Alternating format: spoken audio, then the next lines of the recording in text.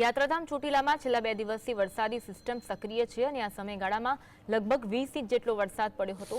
પંથકમાં સરેરાશ 100% વરસાદના આંકડાને પાર કરી ગયો। આ સ્થિતિના કારણે ચોટીલામાં આવેલા તમામ જળાશયો ઓવરફ્લો થયા। મોરસલ, ત્રિવેણી, ઢાંગા અને ગંદા ડેમ ઓવરફ્લો થયા। લોકોને કામ વિના નીચાણવાળા વિસ્તારોમાં ન જવાની સૂચના અપાઈ। વહીવટીતંત્રે ઝૂંપડવાસીઓને અન્ય સ્થળોએ ખસેડવાની કામગીરી શરૂ કરી।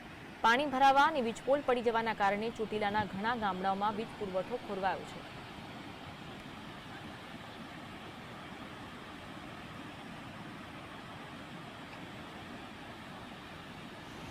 ભારે વરસાદને પગલે ધોરાજીમાં આવેલ ભાદર 2 ડેમ ઓવરફ્લો થયો। આ ડેમને સૌરાષ્ટ્રનો બીજો સૌથી મોટો ડેમ માનવામાં આવે છે। ઉપરવાસમાં પડેલા ભારે વરસાદને કારણે ડેમમાં પાણીની પુષ્કળ આવક થઈ। ડેમના 6 દરવાજા 2 ફૂટ ખોલી 42,800 ક્યુસેક પાણી ભાદર નદીમાં છોડવામાં આવ્યું। આ સ્થિતિના કારણે નદીના જળસ્તરમાં નોંધપાત્ર વધારો થયો। ધોરાજીથી પોરબંદર સુધીના ભાદર કાંઠાના ગામોને એલર્ટ કરાયા। લોકોને નદીના પટમાં અને પાણીના પ્રવાહની નજીકથી અવરજવર ન કરવા વહીવટીતંત્રે અપીલ કરી। ભાદર 2 ડેમમાંથી કુલ 68 જેટલા ગામોને પીવાનું અને સિંચાઈનું પાણી ઉપલબ્ધ કરાવવામાં આવે છે।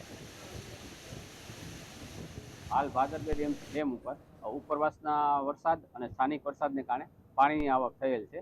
હાલ ડેમમાં કુલ 42,800 ક્યુસેકનો પાણીનો જથ્થો નદીમાં છોડવામાં આવેલ છે અને કુલ 16 દરવાજા 2 ફૂટ ખોલવામાં આવેલ છે। હાલ પણ પાણીનો આવક વધતા હજી દરવાજાની સંખ્યા વધારવામાં આવશે। આથી હાલ ધોરાજી, ઉપલેટા, માણાવદર, પોરબંદર, કુતિયાણા તાલુકાના ગામોને ભાદર નદીના પટમાં અવરજવર ન કરવા માટે ખાસ સૂચના આપવામાં આવે છે અને તેમને પણ નદીના પટમાં ન આવવા ખાસ જણાવવામાં આવે છે। વડોદરા આજવા ડેમમાંથી સતત પાણી છોડાતા અસોજ ગામમાં પૂરની સ્થિતિ સર્જાઈ। ઘણા લોકોના ઘર વરસાદી પાણી પ્રવેશ્યા અને તેના કારણે ઘર વખરીને નુકસાન થયું। ગામમાં આવેલી પ્રાથમિક શાળામાં પણ પાણી ઘૂસી ગયું। ગામમાંથી 1000થી વધુ લોકોનું સ્થળાંતર કરાયું।